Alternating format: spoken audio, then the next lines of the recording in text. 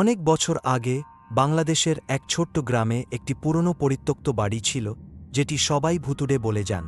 বাড়িটির চারপাশে ছিল ভীষণ অন্ধকার এবং রহস্যময় পরিবেশ। গ্রামের লোকজন বাড়িটির কাছে যেতে চায়নি, কারণ তারা বিশ্বাস করত সেখানে কিছু অশুভ শক্তি বাস করে।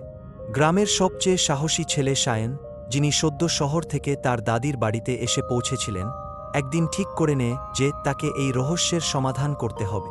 সাজন নিজে একদম নির্ভীক এবং তার মনে কোনো ভয় ছিল না।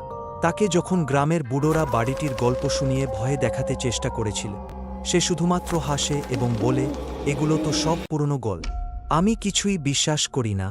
একদিন সাজন বাড়ির দিকে রওনা হয়, আর সন্ধ্যার অন্ধকার নেমে আসে। তার হাতে একটি টর্চ লাইট এবং পকেটে কিছু শুকনো খাবার ছিল। বাড়ির কাছে পৌঁছানোর পর তার বুকের ভেতর এক অদ্ভুত অনুভূতি কাজ করতে শুরু করে, তবে সে তাতে পাত্তা দেয় না। বাড়িটির দরজা খোলা, তবে তার ভেতর থেকে এমন একটা ঠান্ডা বাতাস আসছিল যা তার শরীর কাঁপিয়ে দিয়েছে। সায়ন এক ধাপ এগিয়ে গেল, তারপর সিঁড়ি বেয়ে বাড়ির উপরের তলায় চলে যা। অথচ সায়ন জানত না যে সে এক ভয়ানক জগতে প্রবেশ করতে চলেছে, যা তার চিন্তা এবং বিশ্বাসকে চিরতরে বদলে দেবে। বাড়ির ভেতর ঢোকার পর সায়ন অনুভব করতে পারে যে কোথাও অদ্ভুত কিছু ঘটছে। হালকা বাতাস বইছে, আর দেওয়ালে কিছু অদ্ভুত ছবি ঝুলছে, যেগুলি খুব পুরনো এবং কিছুটা বিবর।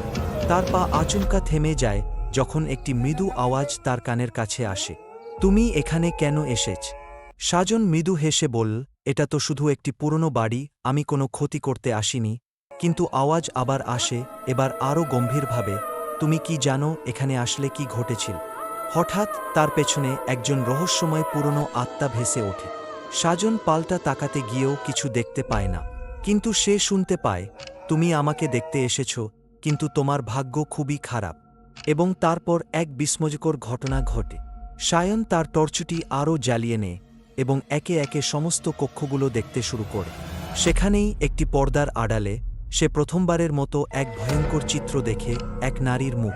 তার চোখ ছিল একদম সাদা, মুখের ভেতরে ছিল তীব্র দুঃখের ছাপ এবং শরীরটা ছিল কালো রঙের।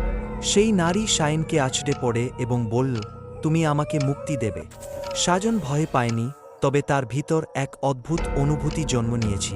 নারীর সাথে কথা বলার পর সে জানতে পারে যে এই বাড়ির প্রাচীন মালিকানাধীন পরিবার একটি বিপজ্জনক কাজ করেছে।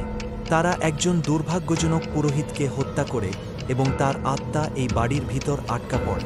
সেই পুরোহিতের আত্মা এখন পরিত্যক্ত বাড়ির মধ্যে ঘুরে বেড়ায়, আর সায়নকে নিজের বান্ধবী হতে চায়।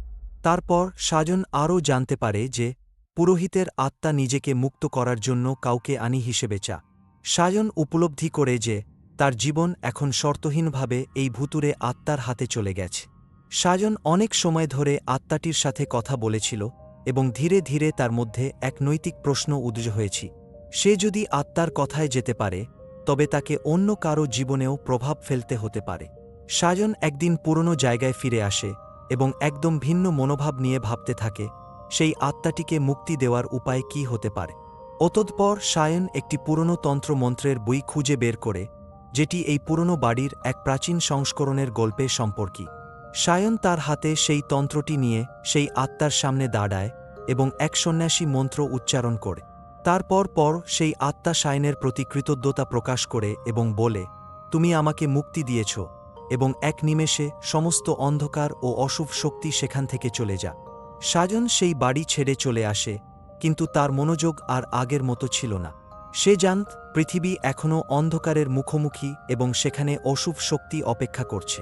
তবে সে বুঝতে পেরেছিল, যদি সত্যিকার সাহসী হতে চাও, তাহলে একমাত্র নিজের বিশ্বাস এবং বুদ্ধিই তোমাকে রক্ষা করতে পারে।